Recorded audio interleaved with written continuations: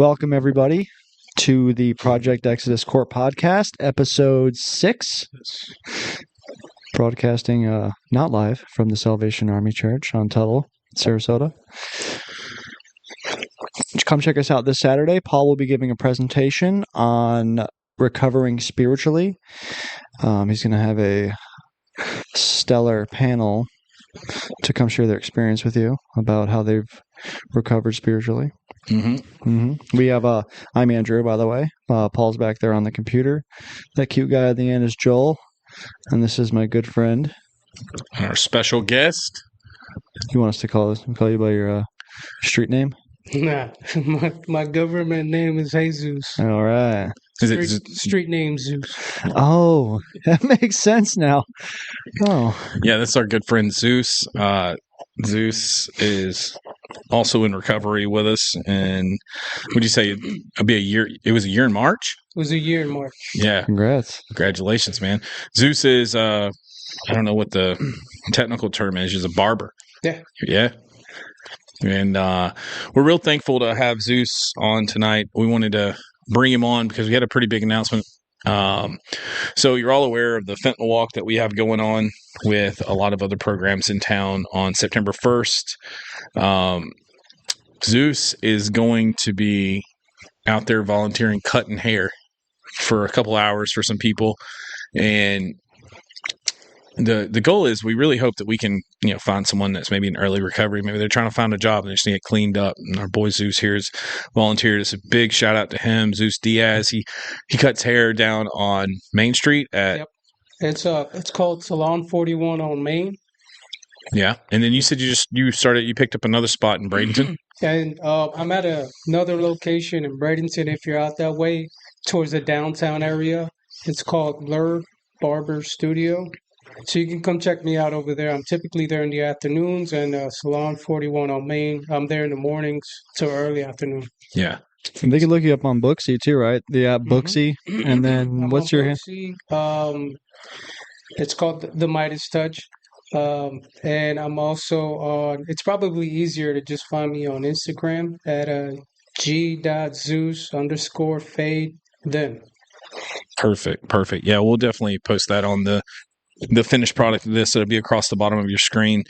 Look, we want to support the people in our community that are like us, that are really trying to make something of themselves. And Zeus does an amazing job as a barber. You can see Andrew's haircut. He cuts Andrew's hair, and I'm sure he's going to be cutting a lot of our hair coming soon. I've been trying to get in there again. I just haven't time to get in there. Yeah. So we're real thankful to have him on. We just kind of wanted to bring on a guest tonight and kind of talk about some different issues and different things that might be piquing our interest. Before we go too far, I do want to again just mention to everyone, we're Project Exodus Corp. We help people in early recovery, but we're really just a group of dudes and a group of girls, guys and girls, I guess, that we're friends, we're family, and we like helping people, and that's what keeps me sober. And we do a lot of service work. We take meetings places, and we have our own meeting on Saturday nights at 7:00 here at the Salvation Army on Tuttle, 1701 South Tuttle Avenue. And so if you're listening to this, please follow us on Facebook. You can go to our YouTube page, subscribe. That does a lot for us just as far as spreading the awareness. And like I mentioned earlier, on September 1st at J.D. Hamill Park, from I think starting at 12:00 to like 5:00, there's a fentanyl awareness walk and memorial side of that as well. There'll be a ton of people out there, different programs. You can come by, check us out. We're going to be doing a podcast there. Again, Zeus is going to be giving out some haircuts. We're going to have shirts, stickers, bracelets, and many other things. So we just really encourage you to come out, support that, and talk to people if you've lost someone to this disease or to an overdose. It's a really good place to go and just kind of connect to other people. But yeah, so I guess tonight, starting out, I guess what we want to talk about? I guess Mr. Zeus here. Zeus, tell us a little bit about yourself. Originally from Bradenton, Sarasota area, raised up north, spent the last 20 years down here. Yeah. I've been cutting hair for about 12 years now, and I kind of got into recovery because of my struggles with addiction and alcohol. And it took me quite some time to kind of come to terms with the fact that I was dealing with that myself. Um, it was a mutual friend of ours, Mike, who ended up kind of reaching out his hand and, inviting me to one of the meetings. And initially, I kind of hesitated and took me a while to accept that these were the things that I was dealing with. And after a while, I kind of just came to terms with, yeah, this is who I am. This is something I'm dealing with. And what really started happening is that it started taking a real toll on my performance at work. I started drinking heavily and binge drinking, and I would be missing weeks at a time and wake up and drink all day during the morning, get depressed, black out, shut off my phone, miss appointments, and then try to go at it by myself, go to the gym, work out, do all that, not realizing that it was actually a problem. Um, it started happening more often. And I started losing business because of it. And I started going to work and having to deal with the shakes and the blurry vision and my heart palpitations. And I didn't truly understand what was going on with me. I wasn't aware of addiction. No one ever stopped me and said, hey, maybe you should go do this or you have a problem. I had people that were concerned, but they thought, he'll figure it out. So one day, I think Mike saw me and then he called me and he told me to come to the meeting, and I came. And when I heard everybody speak and I initially read the book, the first couple pages, I started bawling because I realized whoever wrote this was writing about me. And that's when I kind of, like I said, it took me a while to have it click, but I ended up moving to Miami thinking that I can maybe it was a place. If I go somewhere else, maybe I can just, that was the problem. It was just a place. I was here for too long. It sucked. I needed to go somewhere else. I feel better. Once I got there, I realized I took me with me and I never dealt with the issue. And it crept up again. After 2 months of being sober, it crept up again. I started drinking heavily. After walking down the beach and quitting the job that I went to initially do, which was a good opportunity, I started seeing all the homeless people there talking to themselves and living on the beach. And I'm like, this is definitely going to be me if I don't get my act right. So, yeah, I called some friends and family and told them, yeah, I really do have an issue and I really do need some help. And I'm going to give this a shot. And I came to terms with the fact that, I am struggling with addiction, alcohol addiction and substance abuse. And I really got to give this a shot. And that was a year ago. And yeah, I have a year and a couple months of sobriety under my belt. And I'm looking forward to giving back because these these groups have given me I wouldn't say a remedy or a solution. It's something that's ongoing and continuous that I have to continue to work at. But it's given me a way to actually deal with the issue. Not I couldn't go to a hospital or something like that. There's an pill to make this go away. It's constantly having to work at it. And it's these groups and the camaraderie that actually helps make this work. So I'm very excited to be able to help, and I'm glad that you reached out. Thank you, man. Yeah. As far as You're in there. I don't know. I could hear you It's breathing. probably just that. No, I had to turn it down because you were like. I was going to ask you real quick. That was amazing. I really appreciate you sharing that. There was one thing you said that has really struck me, like when you said there was a moment where you realized you were addicted. Yeah. And it was so hard for me personally to ever be like, oh, I'm not an addict. Like, I'm not addicted. I can stop whenever I want. But when I had that moment of like, oh, I can't, like, it was a paralyzing feeling. Like it truly felt like I was lost and no one understood. And hats off to Mike. Was he from that same Mike from Project 180? He was, yeah, he was Yeah. the Project 180. Shout out to Mike and Project 180. Like, Shooby dooby. you know, Andrew was my saving grace, like that helped me understand that I was an addict, but there was a way out and there was a solution. And so, like, I appreciate you saying that, because it, being an inspiration to people is not always easy. And for what you're doing and helping people. And what I was going to ask you was, what do you do? So as of today, like in your recovery, what does your recovery look like today? Like other than service work and things of that nature?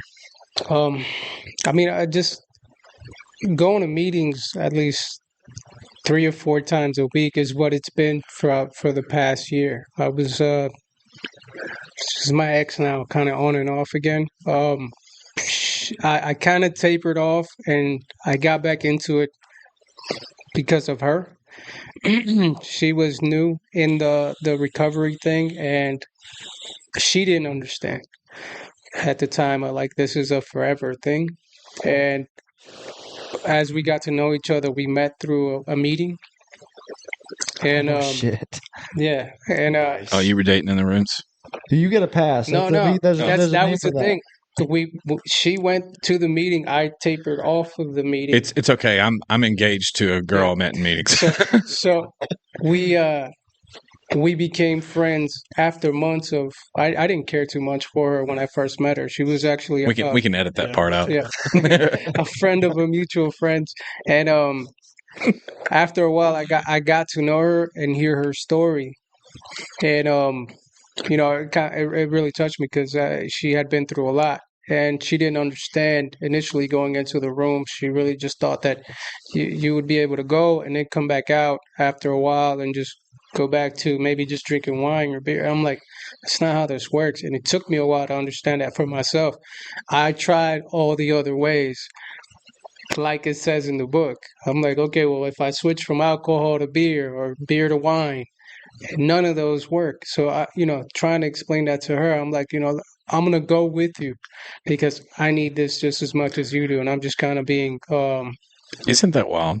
yeah, Like, isn't it wild that, like, I don't know how unusual it is, but I've had people, like, now that I've got 2 years sober, I actually had someone ask, and I won't say who. Someone asked me the other day. They was like, "Oh, you're 2 years sober." So does that mean you can't drink at all? And I had to explain to him, it's not the liquor and the alcohol that's the problem. It's my thinking. Like, we could all sit down and have a drink. I just won't stop. And that will lead to other things. It just will. I did the wine thing once. It was like, no wine could get you drunk, but when you're like, I'm not going to drink tequila or rum, or I drink too much beer, I'll just drink some wine, and then you drink a whole bottle of wine, and like, holy cow, yeah, like that. Then you're calling dopamine. Yeah, purple mouth and all that. You're just, what was your flavor? whatever got me drunk. Yeah. Yeah, I didn't just care. the highest alcohol percentage. Yeah, and that is Steel exactly reserves. right. Whatever had the highest cheap. truth. Yeah. Yeah, it's kind of wild to think about how I've had people tell me, it's like, yeah, I was a bourbon guy. One of our good friends is a bourbon guy. I think Bob is, or that's what he would say. He's like, I was a bourbon guy, and I remember there was just stints where I was like a rum and coke guy, and but my go-to was Jaeger. Like, people hated it, but like that was the only one I could like drink and enjoy. Jack and Coke Here we go. was a problem. Yeah. Yeah, I had an ex, and she just kind of tried to compete with me, and that's way before I realized that I had a problem, and that was our go-to drink, and we would just kill those bottles, and that's kind of when the initial, like, starting to understand, like, this is really an issue because we're both like up to par with each other in regards to the whole drinking thing. She drinks like a man. Yeah, she would try to keep up there with me. Yeah. And I'm just like, yeah, That must have been a great, healthy relationship. nah, it's hella toxic. Yeah, super toxic. You know what's funny is I met Mike. So in my life and in my addiction, part of my consequences for the things I was doing while I was, in my addiction was I had to go to prison. Well, I met Mike, in a jail cell in Sarasota County Jail before I went and had to do, 2 years in prison. And then, so that was 2015. Then I meet back up with Mike in 2019, and I was at the Salvation Army in rehab, and he was in there like bringing a meeting or something, and we kind of connected. But it's funny, like the two best friends I have, Mike, I met him in jail, and then What about Joel? Paul. I mean, we met in a halfway house. It's basically like jail. It's Greg's, yeah. Anyways, but like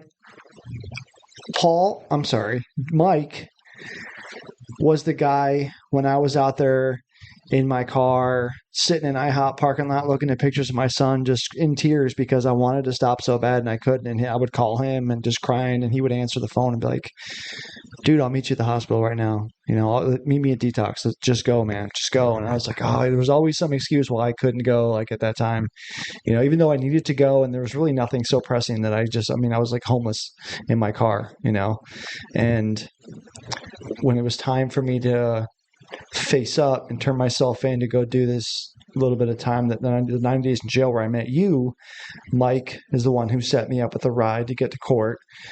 When I was in the pod with you, the person I would call on the phone was Mike. When I got out, Mike took me to my first meeting. He helped me move into the halfway house. He's since moved to Maine, and he's doing great up there. As he's got a little boy. I think he's about to turn 4.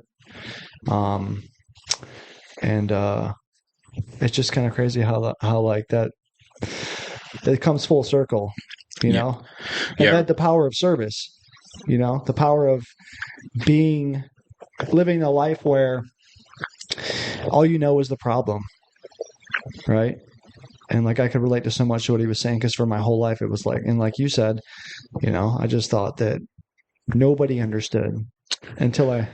Who was your guy, Joel? What's that? Like I know. I mean, for those that are listening, I don't think all three of us have like really shared our story in recovery, and that's probably something we should do. But what was there any like individual that, like the guy that pushed me in the recovery? Yeah, that kind of said, "Hey, here's a suggestion." Like that'd definitely be Greg. That guy pushed me past every boundary I was ever wanting to go in recovery, and still does today. You know what I mean? Yeah. And it was just done in a little bit more of an unorthodox way. How'd you meet Greg? We were you got some quotes? Met him in the recovery homes. So yeah. So in that regard, like, I see that's what's so puzzling to me about a lot of people in recovery, is because like I couldn't imagine even being introduced to it without someone like saying, "Oh, have you tried this?" And just like you were talking about with Mike, like I was talking about with you and you with Greg, like I think that's why service is such an important thing. Like going into this fentanyl walk and then offering haircuts. Like my idea, and I hope this pans out. I don't know if it's too invasive or whatnot, but I really hope that there's somebody sitting on a sidewalk out behind the Salvation Army that hears about the fentanyl walk, and they don't come to it thinking there's free fentanyl. You know what I mean? Like they come to it really seeking help, and maybe they're just trying to get on their feet, and they see free haircuts, and really come and get a haircut. And we get to really kind of talk to them and say, "Hey, tell us your story."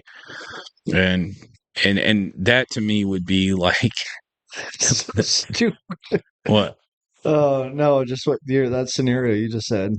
What? It's just like something that I probably wouldn't have been naive enough to think that I would go to the fentanyl walk, that there was free fentanyl. Well, I mean, I don't.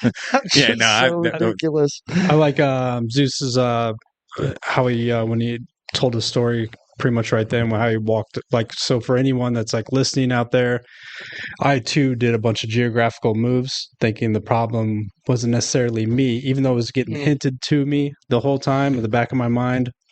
I started looking at the guys that were drinking and using the same way I was, that were older, and I could kind of see where my life was going. And then I moved from state to state. Even in certain states, I'd move to another city. I would date women that would take me away from other people. I mean, I put all these roadblocks and barriers, physically and geographically in front of me. slowly kind of coming to terms that the problem is me. It's always been me and always will be me. Yeah, in 2000 and I want to say 2013, I moved to Florida from Alabama. And when I was living in Alabama, I had like a horrible cocaine addiction. I wasn't homeless or anything, but it was like every paycheck I was getting cocaine. I was getting a gram, 8 ball. Yeah, I was having a weekend. And That was so fast. And I remember, like, I don't think about it. It just reminds me. I remember thinking, oh, when I moved to Florida, I won't have to do drugs anymore because I won't have all these drug dealers and all this. But Florida's known for good cocaine. Like I moved here and it was like, I knew where to go. I knew to go to the bar and just start shooting pool and then run into whoever. Real good drug dealer up there. Mark, Spanish guy, great dude. No, and I think I still owe him money somehow.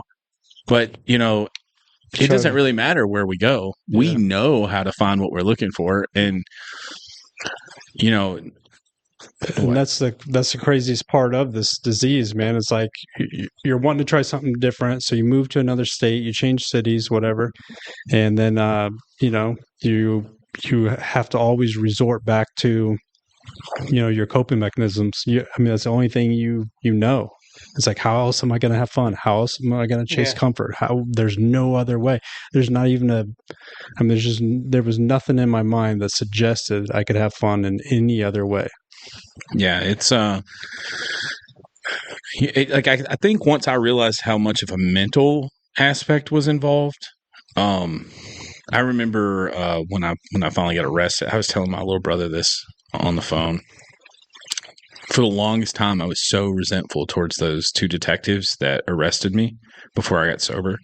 And now I think of them, like I always think, like, man, thank God they heroes. Thank God they pulled me out of that shed. Because like it was now I'm like, I look back and I'm like, man, if that wouldn't have happened, I wouldn't be here and I wouldn't be doing this. And so I'm just so grateful. But like the mental aspect is you've grown to a point where it's everybody else's fault. Or, oh, this isn't that bad. I'm not that bad. Like you've convinced yourself that you're a victim or, it's not your problem. But I'm really glad that, the rooms of AA and NA and the fellowship and the unity set my mind straight. If not for the people before us that were the way that they designed the steps to work and the last step to give back, to give back what was given to you. Yeah. It's perfect.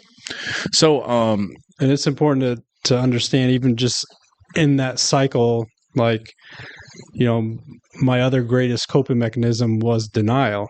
It pairs really well with an alcohol and drug addiction. And if you can get both of those going, man, you can ride that out for a lifetime. You know what's weird is I when I tell people I genuinely thought like AA was something in the movies, like the meetings. Like I'm very serious, but I just remember for a long time, like when I was using, I was like, yeah, the first step in recovery is deny, or that you're an addict is that you're in denial. Like I was just like I would hear these weird things, and now like being in recovery and it's like understanding my life's unmanageable, like the insanity. But it's weird, like how freely recovery and the 12 steps are given. Like it's completely free for the most. Like I can't think of anything I ever paid for. $1 meeting. Yeah. The first guy that ever sponsored me used to say classic alcoholic behavior was deny and project. And like, I don't have a problem. Like it's your fault. Yeah. Or run. Yeah, run. I used to ran for myself forever. And like I never realized like how dishonest. Like not to be biblical, but when it says, in the Bible to not lie, it's like one of the 10 commandments is like, thou shalt not lie or whatever. But like how many lies? It was like it became so normal, and not just lie about what we were doing or where we were going or what the money was for, but lying to ourselves. Yeah. That's the biggest lie. Like you don't even realize, like now I realize I tell people how much of a fraud I was, and mostly to myself. Like, I don't have a problem. You have a problem. But it's really interesting. And, just kind of keep the cadence and the transition. This weekend, yours truly is bringing the presentation. Kind of had an audible. We had, I think we had Nicole scheduled. She's going to be up in 2 weeks. And Joel's going to be pushed out, so that's news to everybody. But my topic this weekend is recovering spiritually. And if you've been to our meetings or you're aware of like the meetings, like for 3 months, 4 months now, since April 27th, we've been doing these meetings. And the theme kind of has been up to this point is like recovering. For me, it's been like recovering in relationships, recovering financially, recovering. I think it was like Shawnee did one on parenting and co-parent or codependency. You just did one on Self-care. I think you did goals. one on discipline, didn't you? Or no? No. Goals. But a lot of this stuff is really talking about, for me, is like recovering in these various areas. And in the 12-step programs, the spiritual aspect of recovery is huge. And for me, when I came into recovery and there was all this talk about a relationship with your higher power and things of that nature, for those that don't know, I was an evangelist for a vast majority of my teenage years and my adult life. And so I always thought I had like this really good connection with God. And once I got into recovery, I realized that my view of God was skewed. It wasn't completely accurate to what, most modern day Christians would think. It was very condemning. There was nothing I could do that was right. Like I was always going to hell for something. And so when I got into my deepest, darkest places of addiction, I just had this complete and total separation from my higher power. Like I remember telling people, like I had a moment where I was like in deep tears talking to someone about how much I miss going to church. Like, cause I was crying. I was like, cause my grandmother had raised me this way and my grandfather, and I felt like I was just disappointing so many people. And then I came to recovery. And so I had like this separation from spirituality. Like I knew who was there and I didn't know if I really wanted to be friends with them anymore. And I'll never forget this. I had a hard time. I would go to Celebrate Recovery in a lot of these places, like these more spiritual meetings. And I didn't like the fact they had musical instruments and everybody's standing up and kind of dancing. And so I would leave every one of these events with a little resentment towards that event. I mean, I would go because I had to go. And I would get in arguments with my house manager about what's right, what's wrong spiritually. And one day I called Greg, the same guy Joel was talking about. And for those that don't know, hopefully we'll get Greg on here one day, but he was raised Mennonite. So I was raised in a really strict background, but Greg is a whole nother level of like, you can't do this or, you can't do that. And when I told him about it, he simply said, you got to remember, you got a loving Father in heaven who loves you. And I had just had me and Shelby had just had our first child, and it clicked. I was like, yeah, this is not just some big angry God in the sky. This is my dad, and he wants what's best for me. And it was just a lot easier for me to have a relationship. But my point in all that is like, I didn't find that at church. I didn't find that in the scriptures in the sense of like, I found that in the rooms of AA. Like I found peace spiritually through another alcoholic like myself. And so I started to recover spiritually. I started being able to pray more and really feel confident about my relationship with God. And different scriptures and words took on different meanings for me, where I thought I had an understanding, and but I didn't. So as it comes to like recovering spiritually, I know not everybody's got the same spiritual background, but for you, Zeus, like what was your spiritual relationship, or what was your spiritual background before you got sober? I had a huge resentment towards God. I was just one of those people who I grew up watching my mother, struggle to raise us. And I always questioned, I always heard there's a God. And I said, well, if God is this good, then why is it that we're going through all these things? Because she's not a bad person. But I see people who don't deserve to have good things or doing bad things, living a better life than we are. And we're trying.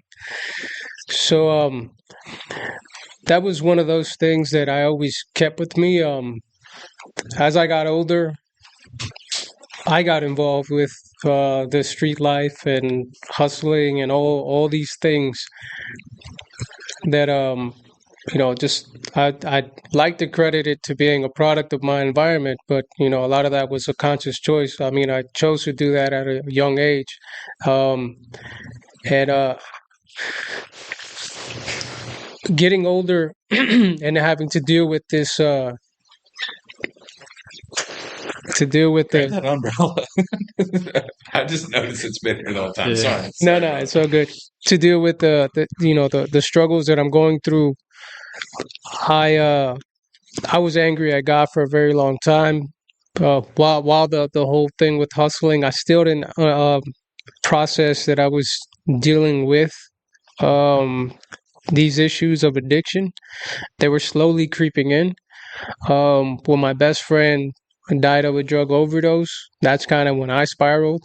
Um, my other best friend that I brought him down here to work for me went to jail and is doing life within the 2 following years for murdering his girlfriend. So both of these guys worked for me, and I couldn't. I was a control freak, and money gave me control, and that was my high.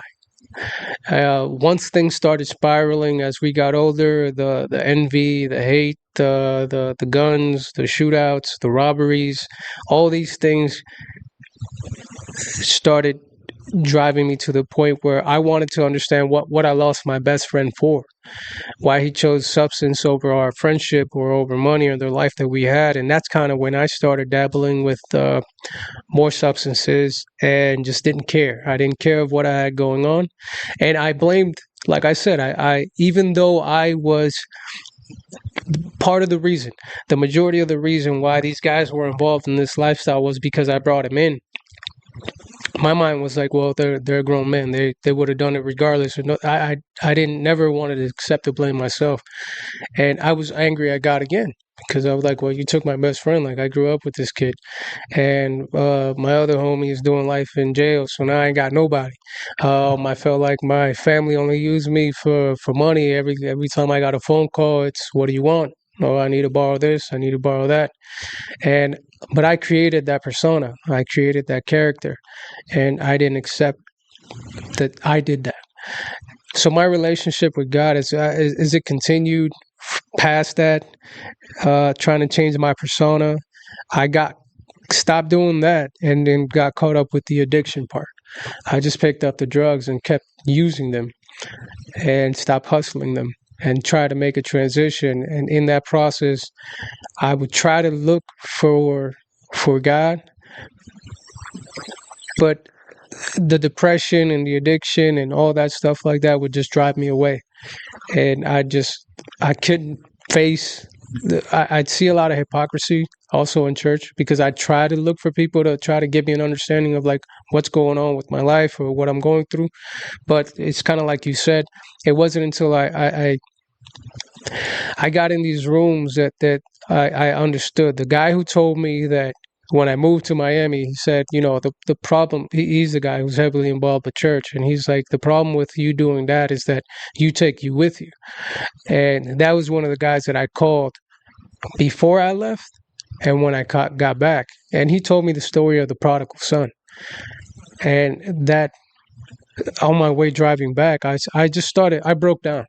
And I started crying when I was driving back from Miami. I felt defeated, and I said, I give up trying to do things my way, because one of the things that I had was still that control issue. I still wanted to control the outcome when my life was unmanageable. No matter what I was trying to do, I felt like I was taking 10 steps ahead and 30 steps back. And everybody would tell me, they're like, oh, what's going on with you? Like, you should be so much better off. Like, but there's something, and it was this, the control factor, not relinquishing it over, not, having a higher power. And it took me to get into the book and actually take scripture and look at it in a different way, and actually being in these rooms around these people and understanding that, the people that from my point of view, the people that the meek shall inherit the earth, or the people, these are the ones that are not the rich, the ones that are the ones going through things, the ones that are struggling, who Jesus was actually trying to reach out to and help and all that. It's like me.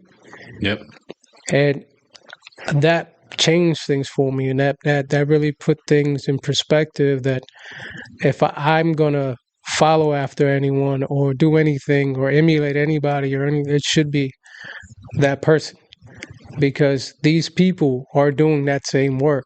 There's someone pulled me out of the trenches, and I have a history with this person, and it was full circle because I didn't know him from originally from the rooms. I knew him from my past life through somebody else, that I was contributing to that other person's downfall. And that's how I came around full circle. So the day that I called him crying, and it's like, you're doing better than me. You got out of this, and I heard your story. And I said, I feel guilty because I was one of those people who contributed to you being in that type of life. And now I need help to get out because I want what you have. And that's to me was a full circle moment. It's like that was my karma. That's a humbling experience. Yeah, it is. You said something there I thought was interesting when you were talking about your friend that chose a substance over your friendship. And then later you were talking about how instead of selling drugs, you started using them. And I wonder how much of that, did you ever have a moment where you like, oh, I kind of get it now? Like, Yeah. These things are addictive, you know? And I remember someone telling me one time, it was like Christmas, like 2018 or something. I was literally separated from my family. My wife was back home with her family at Christmas, and I was in line at the methadone clinic. And I was actively trying to get help. And I remember this guy that was in front of me. He had like a box, like he had been doing it long enough where he could like go and have take homes and things of that nature. And he just turned around and he says, and I told him, I was like, should I take Suboxone or methadone? He said, it don't matter. You're handcuffed to either one of them. And I was like, weird, but he was right. Like there was no escaping it. Like you got on this, and now it's like you're handcuffed to it. And so relationships didn't matter, jobs didn't matter. You know, it's a weird place to be in, and I appreciate you sharing that, because that's we forget sometimes.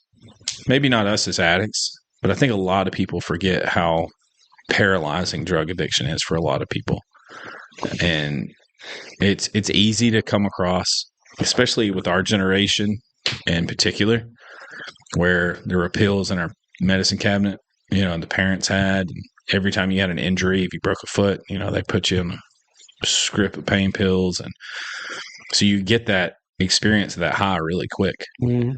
And, you know, some people say it's like, you know, especially for narcotics and opiates and things like that, like it feels like a hug from God is what some people would describe it. And have you ever heard that? No, I've heard that, but it's like, I don't know.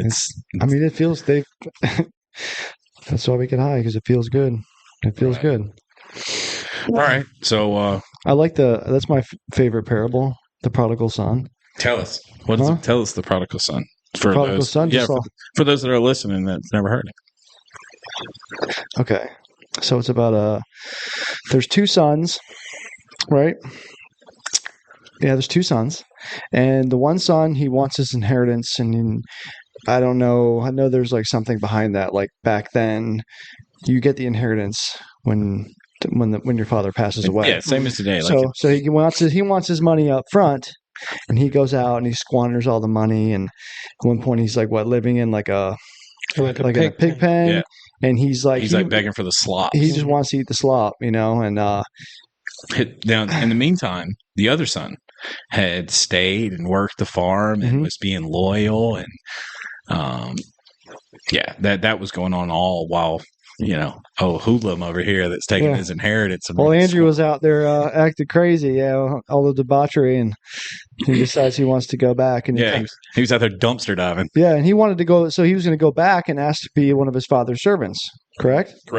So he goes back, and his father sees him in the distance. He sees him coming, and he's excited. You know, he's happy. He goes over there, and he gives him a ring, and he whatever he does, kills the fatted calf, and his brother was pissed. You know, he's like, seriously, you know, like I've been loyal, but doing all this work, and you've never done this stuff for me. Yeah, and he's like, well, you know, he was lost, and now my Nice. son is found. He's back. I felt like we're all prodigal sons and daughters, and I feel like this having a spiritual life and connection to God, whatever you want to call it, is like the main thing that I was missing in my life. Like that's kind of what I needed to get to be able to, start to feel like I could be whole again. For those that don't know, when I was in jail with Andrew, he was not spiritual or religious at all.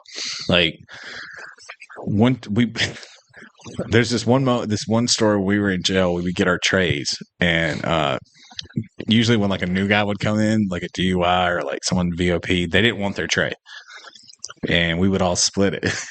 Andrew got mad one night because he got like left out on something before he went to bed. He goes, Well, because you had this crazy haircut, you'd go down, you'd get one tray, then you'd come back and with the hair down the side, and you'd be double trained it all the whole time, and you're wanting this dude's extra food. I'm like, this piece of shit, this garbage. he would go, Christians. No, what did that was because we had this other guy in the cell named Joshua. So Paul and Joshua would be up till 2, 3, 4 in the morning just talking about Old Testament, Job and the story. I'm like, y'all just need to like chill out. And then in the morning they're hogging the trays. I'm like, you selfish. You guys had busy days the next day. Yeah, the reason I say that, but I remember the day you got out, or when I talked to you. I think it was that day. No, the day I got out was the day that I reached out to you. And when I spoke to him, so I had knew about Eden. You sounded happy. Oh, I was very excited to have someone to speak to. When you got out, like, so leading up to that, there was like this huge custody battle. Like you hadn't heard from your son, and they wouldn't answer the phone. And when I talked to him, he's like, "Man, you're not gonna believe this, but my son's living at home with me and my mom right now, and like he's here, and he's and you were talking about how." Like you knew it was divine intervention. Like you felt like God was. It was like I can remember desiring and wanting a life where I could be with my son more because of some situations, like that led to him being, just taken from me for no fault of my own to begin with, but that kind of was like a catalyst for relapse, and but yeah, I was like, I just missed my son. And then go for it, man. Yeah. No. I just missed my son. Yeah, no, for sure. And then to no fault of my own, the day I come home, my son's there. And then some other stuff happens, so this Department of Children and Families comes in, and I became what's known as a non-offending parent in a DCF case. But like, just thinking back to that time, it's like, I think when he said things come full circle, and you mentioned that, and like, I don't believe in coincidences anymore, like at all. Like, oh, it's just a coincidence that we're all friends and this all happened, and like, I feel like God's hands are all over everything we do. And I'm not trying to, shove religion down anybody's throat. I'm just trying to really tell people from my experience that he's there. I feel like that's how God speaks to me, is through all of the connections with the people I've met in AA, just in life in general. Like most of the people I get connected to, I feel like that's how God moves in my life. Well, for those that don't know, speaks to me. This guy that, maybe had his faith shaken in jail invited me to church Sunday. So, like, it's wild, like how you said, like you want to be in control. It's like when you finally let go and just let God guide your life and have faith. And I don't want to say walk blindly, but it's like stop trying to lead yourself in the right direction, because you don't have to do that. What about you, Joel? Like, what's your experience, like spiritually, since you've gotten sober? So I kind of look at the kind of my spiritual program these days is just out there giving love, man, through the service work. I mean, that was when I looked around at every guy. I was dissecting every guy's program and who was relapsing, who was going out, who was ODing, who wasn't ever coming back, who was going back to jail, who was, I mean, I was trying to keep tabs and, kind of taking a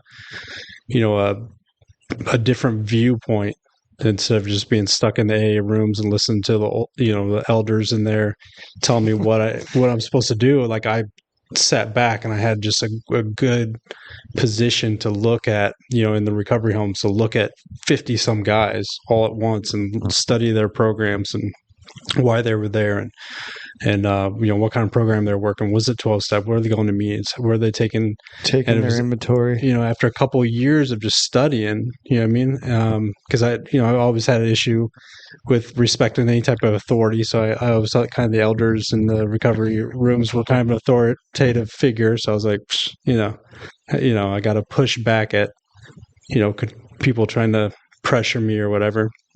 But anyway, I when I looked at everyone's programs, it was the service work. I felt like just not a lot of guys were doing, and the guys that were doing it were 80 years old in recovery. Oh. And then when I started, through Greg pushing me to do service work, going into Salvation Army, going to other programs, really, it just that's where it got me.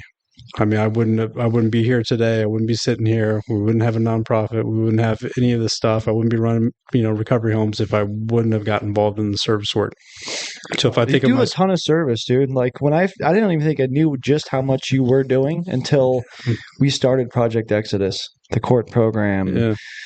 I didn't even know you were managing all the houses and dealing with all that too. Like, it's inspiring. Yeah, service is wild. Like you really touched on this when you were talking about you didn't see a lot of people. Like I remember being in a house and being the only person like taking a meeting somewhere. Like I feel like if you can make it to that point of recovery, it's integral to like that giving back part. Is Joel saved my life with that. Like when he told me about like whenever there was an opportunity to be an assistant house leader, and I was. Like it wasn't rare for me and Joel to sit next to each other at Celebrate Recovery. We'd set a couple chairs apart for a few years. We were going there every week, and just this one particular day, I was like, "Man, Joel, Lonnie's asking me to be assistant house manager. How dare he?" And you were like, "It'd be good for your recovery," and like that interaction it didn't take a lot of courage for Joel. But how many people I'd ran that by that would have been like, oh man, yeah, don't do it, don't do that. But Joel was like, it'd be good for you. Like, what are you worried about? Yeah. Did you do it? Yeah, and then but it set up this confidence. Like I didn't have enough confidence in myself, but Joel had enough confidence in me to say, hey, go do this. Lonnie had enough confidence to ask me to do it. It wasn't out of desperation. It was because they felt that I was the right person. But that led to going to the Salvation Army, being asked by Alan. What was Alan's? I can't remember Alan's last name. Not Alan Tobias, but another Alan. Schumann asked me to go to the Sally and do my speaking. And then he was like, you want to do this, like rotate weeks? Yeah. And now we've been doing it for over a year. And then I finally get back in the rotation again too. Yeah. And Tony asking us to go do the Wednesday night, Monday night men's meeting at the Salvation Army. Doing that every other week. And I look forward like that was kind of like the short-term goals. Like once I got to that point, I knew I was going to be okay because you actually get a feeling of I'm helping somebody in early recovery, like someone helped me. And then it's just contagious. It's like super contagious, I would get asked to go share my story, but like that to me is one of the huge missing elements of a lot of people's recovery. Like I really hope that you can make it to the point of where you're taking a meeting or doing some type of service commitment that's so meaningful to you that you own it and you make it part of your day. And spiritually, it's like most people don't come up and ask you to be their sponsor, or at least for me, in just random moments. It's usually after a share or maybe after you told your story or one of these things. It's like that's where you can really let whoever your higher power is. For me, it's God, and it's one of those things where people see that in you. Like when you were talking about he had what I wanted, I like to me, it's not necessarily about money or cars. It's like I want that peace and happiness that person has. Like, and I really hope that everyone in recovery gets to that point in their recovery where they're doing something service related to experience if you if you go to 12-step meetings and you haven't worked the 12 steps, then something's wrong.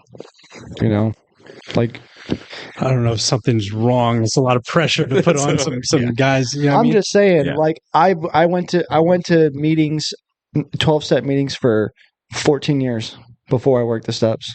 Yeah, that's probably standard. I mean, And I'm lucky I'm still alive. You know what I mean? Can I ask you this? And this might even be a good topic. The quality of your sponsorship.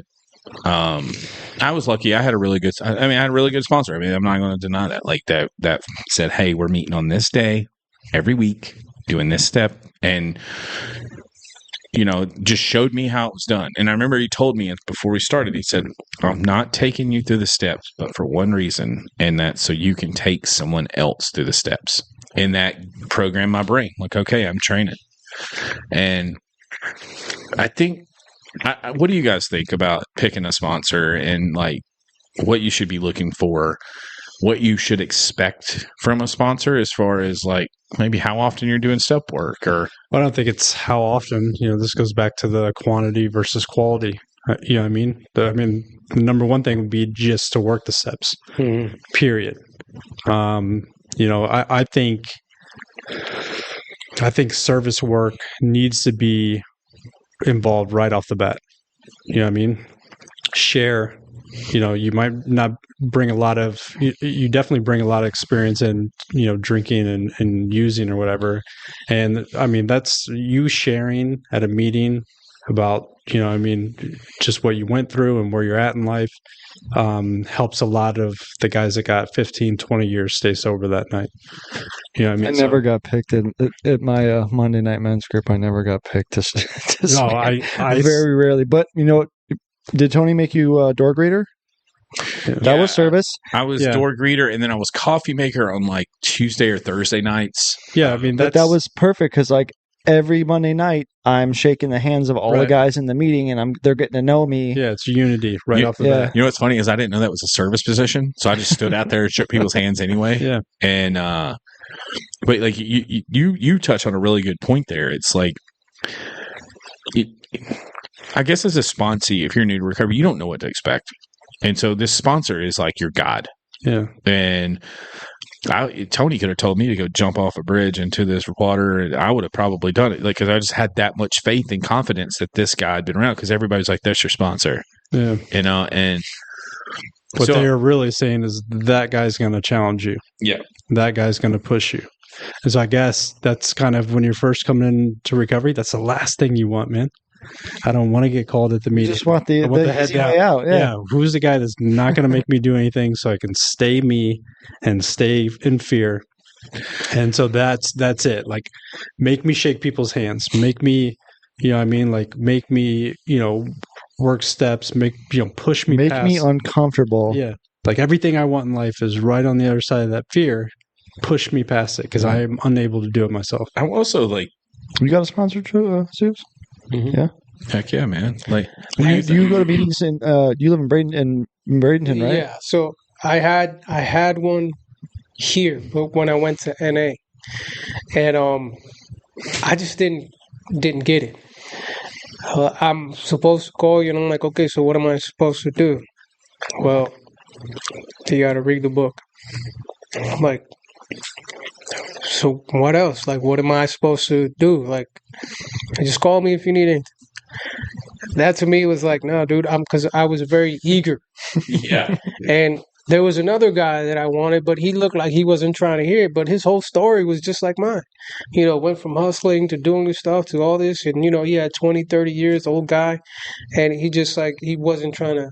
So then the other guy I picked, he said he was down, but I didn't get the like, you're trying to help me. Like, you were open, but you're not.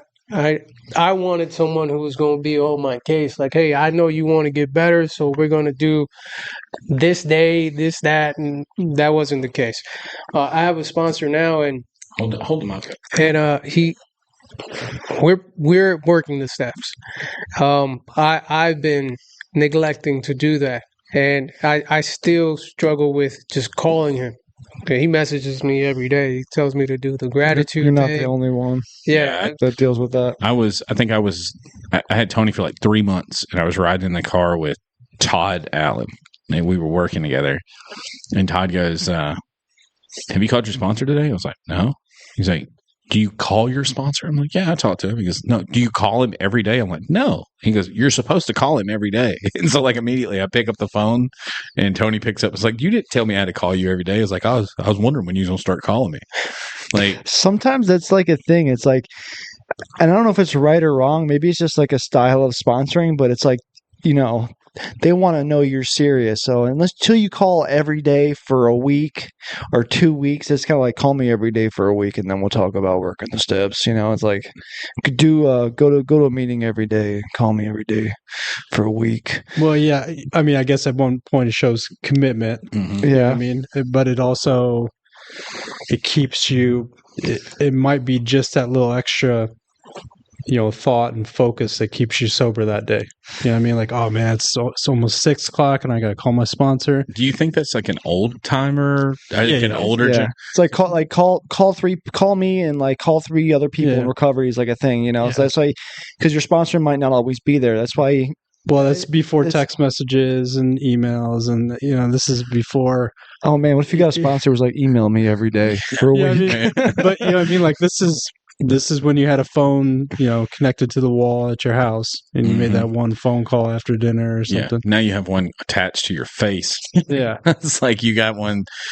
What's really unusual too is like from a sponsor's perspective, like you want a sponsee that's eager.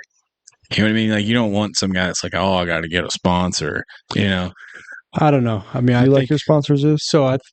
the guy I'm currently with now. Yeah, Oh, okay. That would have been good I content. think, but I think the guy I was Sponsor. yeah, Okay. the guy originally the sponsor Yeah. was with the like I said, he's an older dude, but he just didn't seem Oh, you asked the dude that you wanted to ask originally, and he's your sponsor now. now. Now, Yeah, yeah. that guy. Yeah, I seen what he had with in regards to. Can you hear that yeah. better now? Yeah. I just realized Zeus's headphones are like practically all the way down. So now you can hear what you sound like because I was over here like his mic's way too low. Yeah, his whole thing. So he had the whole thing going on with Jesus, the church, the always coming through with something positive to say.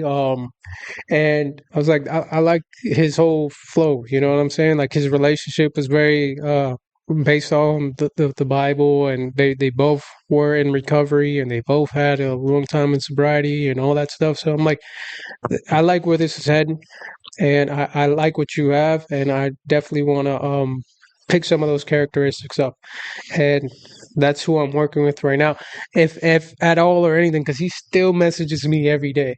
It's me that I haven't been. You better call him when you leave here tonight. Once he Call him and say he had me at the gratitude. I get caught up with life in my head when things don't go my way.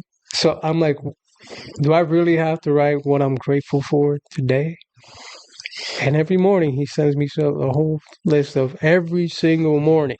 He's very good at that, and it's me that I got to get on that bus, and then just continue working the steps because he's pretty good at that stuff. Yeah, and always positive. That's what kind of sponsor you're going to be. Yeah, that's a good bus to get on, man. Yeah, it's not a bad practice bus. gratitude every day. I Yeah. mean, that's huge. I mean, it's if you're not grateful for what you have nothing, man. Yeah. And hey, I want to make a quick comment. Yeah, go for it. You were saying that everyone wants a certain sponsee or one that's eager to work or whatever. But if I really think about it, on like a true recovery, you take every person and plant a seed with them. You know what I mean? That's how I feel about it. I'm not out there shopping for the one. You know what I mean? That's the easy guy. I want the guy that doesn't want to be there, that's court ordered, that just he's like, Of course, like, I want that this guy. step, and I'll sign your paper for you. Yeah. I want to plant a seed with that guy so he knows exactly where to come when things go down, and they will go down. I use you a lot in conversations, especially when like Project X is just brought up, and I talk about like the different characters, and like Yeah, we're all different. Man. Oh man, Joel is so honest too. Joel is the best. Like anybody that doesn't know Joel on a personal level, he's an amazing guy, but he tells you what you need to hear. Like I'm so glad you're part of the team. He's super I critical of don't even know himself what you too. guys are talking Oh, about. wow. He's awesome. He's like, I've never lived up to anything in my life. No, he's awesome. So we're closing in on 59 minutes and 52 seconds. So that's pretty good. Solid hour of content. Thanks, Zeus, man. Zeus, I Appreciate want- you, man. Thank Yeah. y'all for having me. No, thank you guys so much. Thank you, Zeus. Like, great share, great Thank you. story. I mean, we got to have you back on here soon. I mean, Yeah, that'd be great. just to remind, yeah, go hey, I ahead. got a date tomorrow. I'm going to Ophelia's on the Bay, so I'm gonna need a haircut, man. You hear that, Drew? Like- You're going to Like affiliates on the tomorrow or something. Is she in recovery? Huh? She is. Bay. Yeah, is And he she in- loves is God. he in recovery? Huh? She's in Yeah. recovery. I mean, is she now? Yeah. So Yeah. no, she is, and she's amazing. And so yeah, I'm going to. Yeah, I'd like to get tightened up. Yeah. So anybody that's listening to this that needs a good haircut, if like you're- Zeus, we'll put you in there. Zeus will put you He'll tighten on you up. real quick. So again, big shout out to Zeus. It's Zeus Diaz. What's your IG again? Let me actually give you the correct information, right? So it's G.Zeus, like the Greek god, _ fade _ them Yeah. at Instagram. Yeah, if you're in Sarasota, Bradenton, and you're looking for a good haircut from an honest guy that, has got his life together through sobriety, like please check him out. Remember, we're going to be at the Fentanyl Walk at JD Hamill Park here in Sarasota on September 1st, along with about 15, 20 other programs in town, raising awareness. We're going to be giving out all kinds of free stuff. We've got, I think I ordered like 500 stickers. Yeah, We got come We're 8. going live. Gonna be going live from there too. If you're out Yep. there, come stop by. Come Say to our hi. tent. Come to our tent. We're going to be doing a podcast there. I'm going to try to do it live if we get good service and everything's up to par. We're going to be inviting some of the other programs. Interviews come in. We're going to be, Zeus is going to be there fading people up. So come by, share some love. We'll have our t-shirt tables. Angela, Susie, the girls will be out there. I'll be out there salsa dancing Yep. Yeah. We're going to have fun. It's going to be a really good time. with my shirt off. Yeah. We ask you to please follow us on Facebook. We just reached 1,000 followers. We're on the push to 2,000 followers. So follow us there. Subscribe on Facebook. If you want to make a donation, you can go to our website, projectexoduscorp.com. That's also a place where you can go and find the collection of our shirts. So for Paul here with Project Exodus, Andrew, with Project Joel. Zeus, Zeus. Love you guys. See All ya. right, Shelby, Night. Charlotte, I love a you. good one. Oh, Drew. Oh my God. What was the thing you were singing last week? Oh. Ho. All right. Peace out, folks. Have a good night.